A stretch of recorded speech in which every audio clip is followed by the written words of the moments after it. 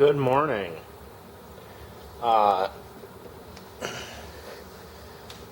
This is the Flyball governor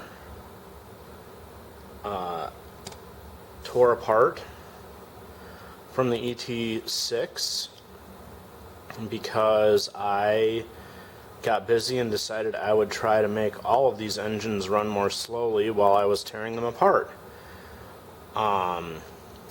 So to make the Flyball governor run more slowly, you need to do something about this spring. This is the original spring that came in it. The stiffer that spring, the faster the governor will run the engine. The softer that spring, then the slower the governor will run the engine. I got this apart, as you can see, and it took me a few tries to figure out how to get it apart, but I'm going to reassemble it as best I can on camera here so that anybody who needs to know how these come apart can use that for reference. I was thinking about cutting a couple of the loops off of this spring that came out of it and, stretching it a little bit to help soften it up, but that's not a particularly good way to soften a spring. Also, if this doesn't work, I'd like to have the original spring to put back in there. So instead, out of my assortment of springs that I got, oh, this tool is magnetized. I did not know that. It's never occurred to me to check. But so out of the assortment of springs that I got, it was just a mystery bag at American Science and Surplus, which is just a kind of cool junk store with all kinds of switches and gewgaws to make stuff out of. Anyhow, I cut that spring that I found in my mystery box to be about the same length as this one. The only important consideration, I'm sure you can see this spring here is much fatter than the original, but it does fit freely up inside this cap piece, and that is going to be the important part, so that it moves freely. This is also, that brass piece is the nut that holds the spring down on here. So I have the main governor shaft here. You can see the fly balls, and then this piece, that's the track where the lever for the interference on the exhaust valve goes in. So the fly balls here. That one, I might have to pull this one out and file it a little bit so it moves more smoothly, because this should flop around easily just like this one does. So this one should flop, that one isn't quite as free moving as I'd like, but that is a problem for after I get this reassembled. So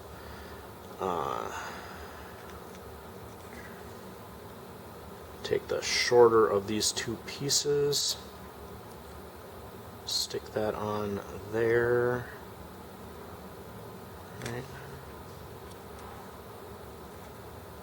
Alright,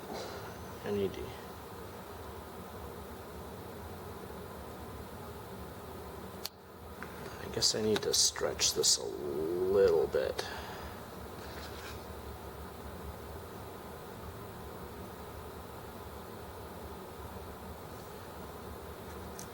Try to feel this.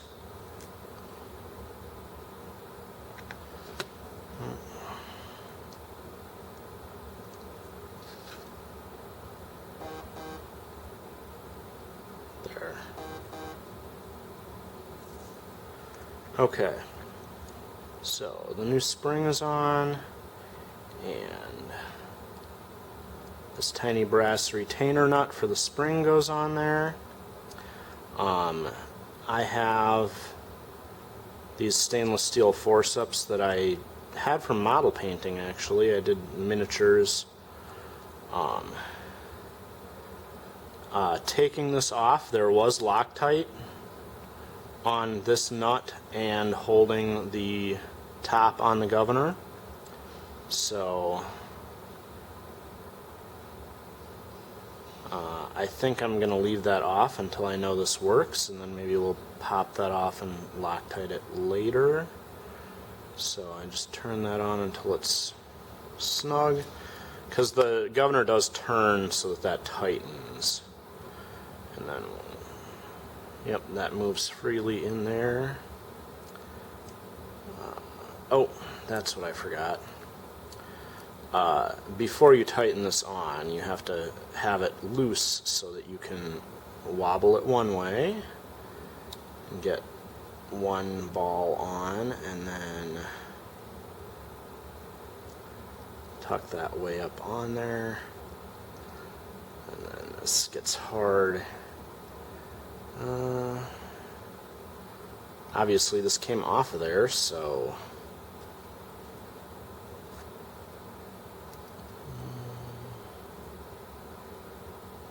okay.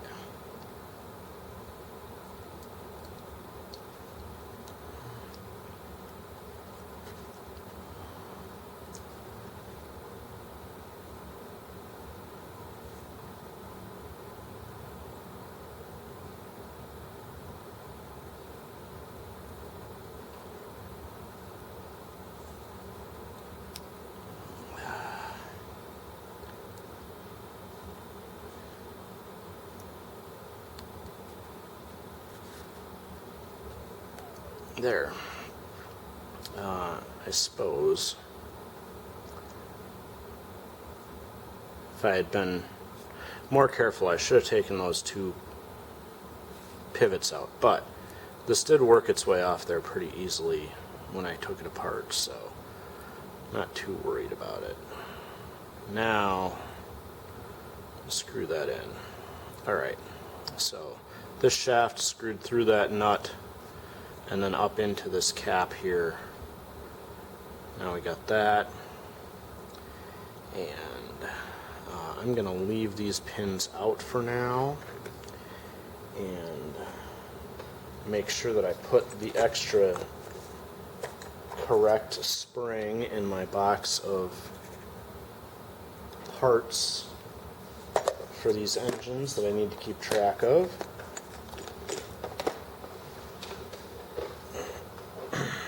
Now, this is the bracket off the side of the engine. There's a diagonal hole drilled through it, and then this is the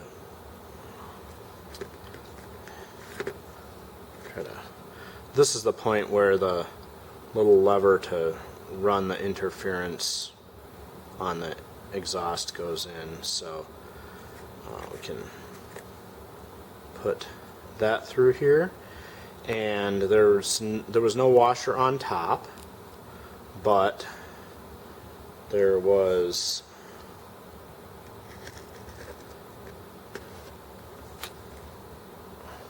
this tiny brass washer on the bottom, and now that I've dug out my forceps, I have tiny tools to do this, so I don't need my fat fingers in there.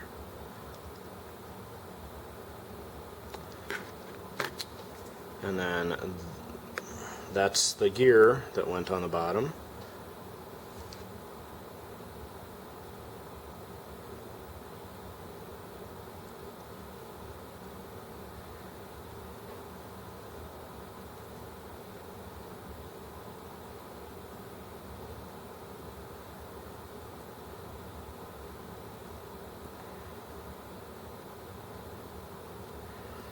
So I snugged that gear up, and it's still got play, so while it's running I don't expect it to tighten and bind here. This was also Loctited in place, but I think that because of the rotation direction of the engine, there shouldn't be any issue with it coming loose, but I'll definitely re-Loctite that if necessary. And now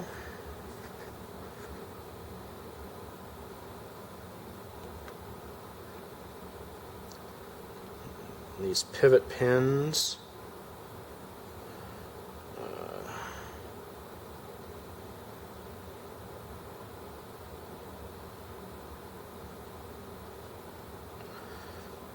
come on.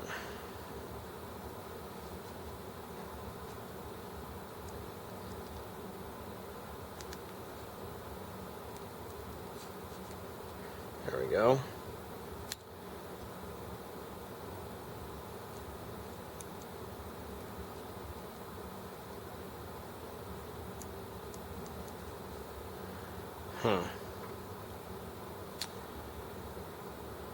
I wonder if there's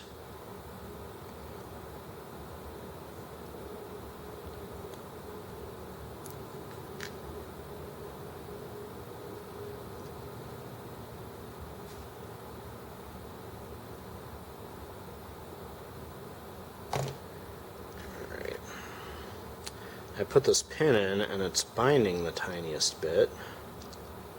The thing about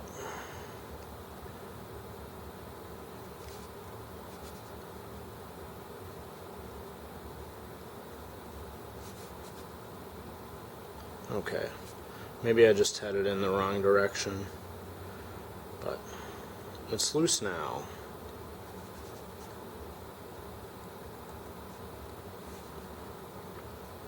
Or looser now.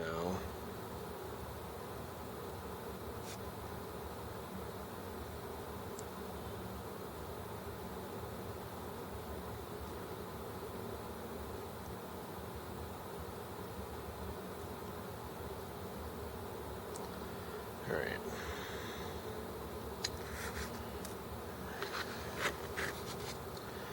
And then we have a microscopic C-clip that goes on there. And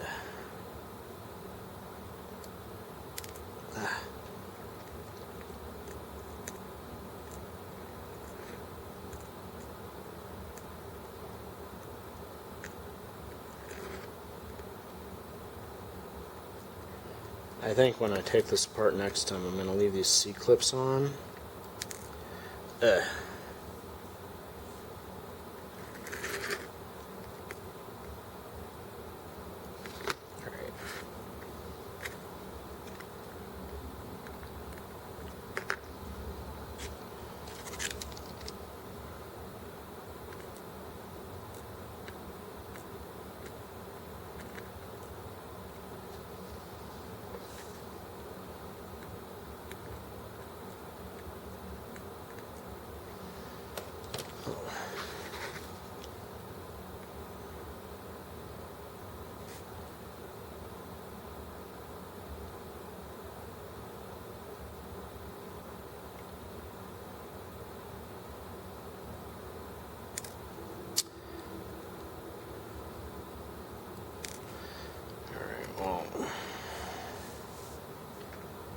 This is not very exciting to watch. Alright, when you do these, you got to make sure there's a tiny groove in there. You make sure that they're set into the groove before you start gently pushing on them, because if they're not in the groove, they'll just go flying. And I already lost one of these little C-clips, which means that this other pin is just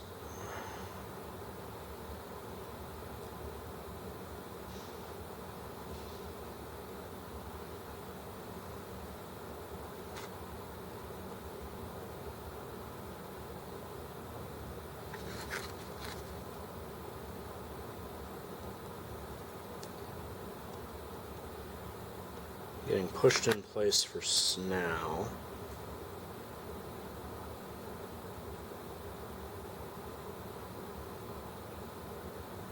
Alright, that kind of works. That's maybe that bigger spring is binding in there somewhere. Alright, I'm going to have to see what else I got. I checked that spring to make sure it fit in this cap, but it doesn't seem to be doing it the way I wanted to, so I'll have to find a different spring and do something about that. But now you've seen how this gets put back together, and yeah, I'm going to make sure that it works properly before I go trying to use it, because it sticks open, which is fine because the engine won't overspeed that way, but I certainly would prefer it be operational. I think that, yeah, we'll figure that out off camera because that's going to be time consuming to look at. But alright, well, that was how that goes together anyway, and hopefully I will get it figured out and before Saturday.